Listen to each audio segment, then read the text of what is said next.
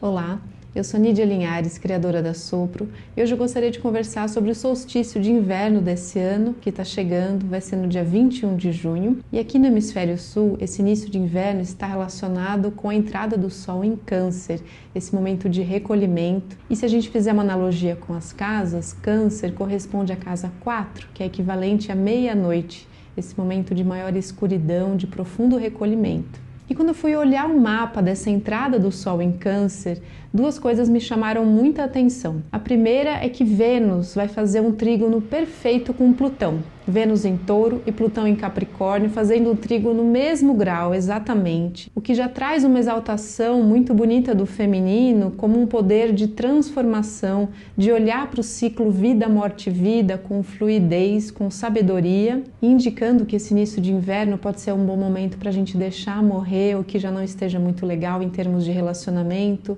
e também na nossa relação com o dinheiro e com os nossos recursos. Se você está passando por algum processo difícil, indica pelo menos que vai ser um período mais fluido. Não é fácil, mas as coisas fluem melhor. Além disso, a Lua vai estar em Áries, em conjunção com Júpiter, trazendo uma outra qualidade do feminino, de força individual, de coragem, de independência, busca de autonomia e encontrar o caminho pessoal. Mas o que me chamou mais atenção no mapa é a conjunção de Sol com a Lua Negra, que é um outro aspecto do feminino também, mas é muito mais cru, visceral e potente. Vocês percebem como esse mapa traz muitas exaltações de qualidades femininas? Em homenagem a essa conjunção de Sol com a Lua Negra, eu trouxe uma leitura de um astrólogo francês que é pouco conhecido, que se chama Luc Biget, e ele escreveu um livro só sobre a Lua Negra, e ele tem um olhar bastante metafísico, profundo e nada convencional. Me diga depois o que você achou desse olhar do Luc Biget. O nome do livro é La Lune Noire, la vertige de l'absolu, ou seja, a Lua Negra, a vertigem do absoluto.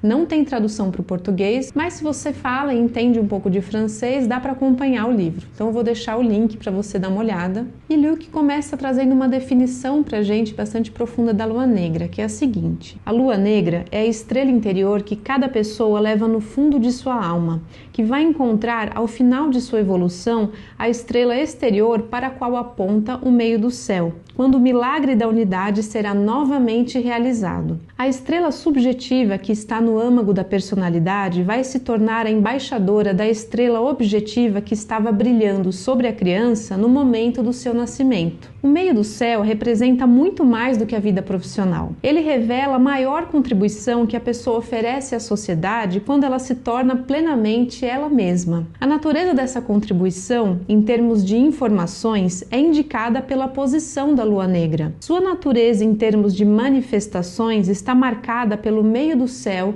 e a posição do seu regente no mapa natal. A Lua Negra em signos, casas e aspectos descreve a qualidade de energia fundamental que anima a busca essencial de vida e talvez até de uma vida a outra. Ela traça a linha de evolução do ser que se prolonga de encarnação em encarnação, escolhendo lugares e circunstâncias de vida para concretizar seu desejo sem idade. A espiritualidade da Lua Negra consiste em estabelecer um contato consciente com um dom divino, o lugar de graça único que a pessoa leva no mais profundo de si mesma. O apogeu da Lua representa a joia do lótus, a presença do espírito no centro da alma. E vocês perceberam que ele já começa a falar de Lua Negra média.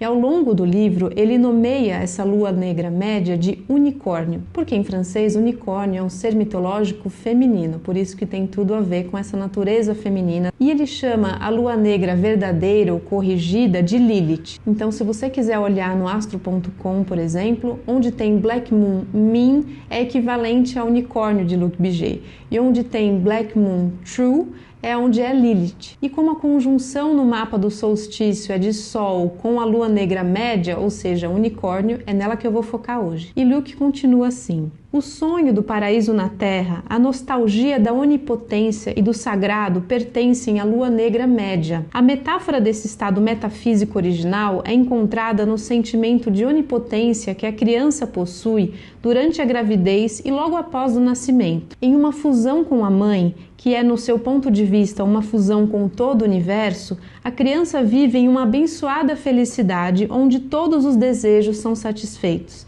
levando a um sentimento de onipotência. O nascimento e o princípio de realidade vão instaurar a repetição desta primeira falta, que foi a ruptura com a sua estrela. Existe também nesse ponto astronômico uma grande aspiração à liberdade. O apogeu é o lugar da órbita lunar que está mais livre da gravidade terrestre.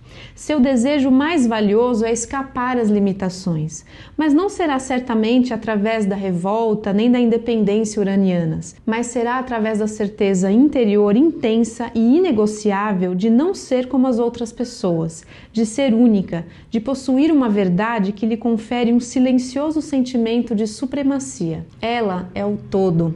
Este formidável atalho, tão surpreendente e ilógico que seja do ponto de vista da matéria, aparece como uma evidência sob o ângulo da consciência. Mas uma consciência que não é solar. A consciência solar é o fruto de um sentimento de integração dos elementos da psique e do funcionamento harmonioso do organismo delimitado pela pele saturnina. O unicórnio deve aprender a renunciar à sua luz. E isso parece totalmente impensável, pois seu conhecimento inato mantém seu orgulho. Quando se trata de encarnar, de tomar consciência de que ela é apenas uma lua negra e não o todo, uma onda de revolta a submerge.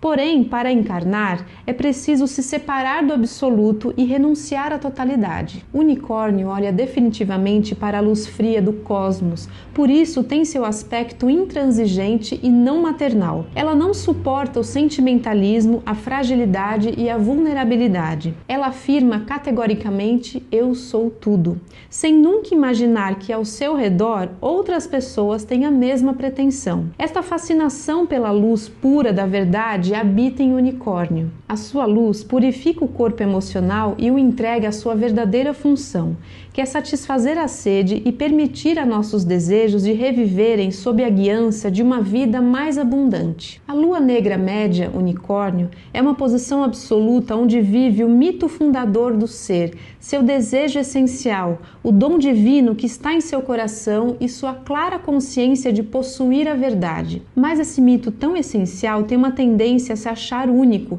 sob o risco de uma extrema intransigência. Ele quer se impor a todas as pessoas achando que está fazendo bem. Por trás dessa atitude intransigente se esconde uma recusa da encarnação. O unicórnio possui um forte componente sexual, mas um sexo situado na cabeça, uma vitalidade criativa que só pode fazê-la amar o que é da ordem da revelação. Essa sexualidade é totalmente cerebral e se afirma quando admira a clareza de espírito de outra pessoa. Através da experiência sexual, ela busca o contato com a luz pura da vontade divina, com um raio que ilumina a noite da sua encarnação com promessas de voltar, nem que seja por um instante, à experiência íntima de ser informação, desprendida de qualquer peso, que é a sua origem. O chato é que o unicórnio quer tudo, e agora mesmo. Ela é tão fascinada pelo absoluto que ela gostaria de já tê-lo alcançado. Para ela, seu estado normal é simplesmente a perfeição. Uma impaciência que se conjuga com uma recusa das etapas que lapidariam o diamante do seu núcleo. Ela vai dizer: eu quero tudo, agora mesmo, porque é um fato, eu sei disso intimamente, tenho certeza, ao mesmo tempo recusando as imperfeições da experiência. Portadora do Espírito da Verdade, é esta guerreira que, pela voz do Cristo, expulsou os comerciantes do templo. É ainda seu espírito que pede imperativamente aos pescadores de deixarem pai, mãe, esposa e filhos para o seguir. Que profundo, né? Eu nunca tinha visto esse olhar para Lilith, nem para unicórnio, que era um ponto que eu nem conhecia com esse nome, por isso que eu trouxe aqui para compartilhar com vocês. E ele continua dizendo: o unicórnio não suporta o mais ou menos, as adaptações, suas próprias limitações e também das outras pessoas. A exigência domina. Ela nunca perdoa nem agradece, pois para ela a perfeição é normal. Nós não podemos discutir com o unicórnio ainda no começo do processo evolutivo, porque ela sabe qual é a verdade. Ela tem razão, só que ela considera que sua verdade é a verdade. Ela não percebe que existem 360 graus zodiacais. Ela acha que só o seu grau existe. É impermeável a qualquer consciência objetiva, a qualquer erupção do mundo exterior, a tudo que é diferente do seu mito pessoal na compreensão de sua própria vida. É o orgulho essencial. Ela nunca se dá conta de que outras pessoas existem. Ela não tem senso de alteridade. Sua exigência é feita de luz e não de amor. Ela precisa descobrir o amor, reconhecer as outras pessoas com todas as suas diferenças e especificidades. O unicórnio deveria reconhecer que ela não pode saber tudo, que o chifre do poder não pode descobrir sozinho todos os segredos do mundo. A hiperconsciência de unicórnio a leva a ser cegada por sua própria verdade. É preciso apagar um pouco sua própria luz para enxergar as outras luzes ao seu redor. Mas, obviamente, isso não é fácil. Ela não pode nem quer fazer isso. Apenas os acontecimentos vão levá-la a isso. É o processo da queda. O unicórnio representa o projeto da alma, mas esta alma deve encarnar e se tornar realista, levando em conta as condições imperfeitas do mundo. O objetivo consiste a se lembrar sempre que o unicórnio é uma graça. A ideia geral é de conseguir expressar a verdade contida em unicórnio, só que com menos orgulho e mais amor. Uma das chaves para trabalhar o unicórnio é a abertura do coração com a ajuda dos valores representados por Netuno no mapa natal. E como a gente está falando da Lua Negra em Trânsito, eu também trouxe as informações do livro referentes a isso. A Lua Negra em Trânsito é sempre um fator iniciático. Quando ela se encontra em uma casa angular, ela se manifesta mais em termos de eventos. Quando ela se encontra nas outras casas, as coisas acontecem mais no plano psíquico. Pegue seu mapa e veja onde está o grau 7 de Câncer para você relacionar com esse trânsito de unicórnio, de repente se você tem algum planeta importante, algum ângulo lá. E finalmente sobre a conjunção unicórnio-sol, o Luc diz: a conjunção sol-unicórnio é alguém que sabe muito bem o que quer, pois tem uma ideia elevada de sua identidade, mas que não ousa expressar seu brilho pessoal. Nossa, que universo que esse livro mostra pra gente. Me tocou bastante, por isso que eu decidi trazer essa leitura para vocês. Eu gostaria de ouvir o que vocês acharam, como que vocês sentiram essas palavras e como vocês relacionam isso no seu mapa. Faz sentido essa visão de unicórnio para vocês? E eu desejo para nós que esse ciclo de exaltação do feminino, que vai ser esse solstício, nos traga essa lembrança do ideal, essa lembrança da graça, mas também com um olhar para a nossa humanidade, a nossa imperfeição.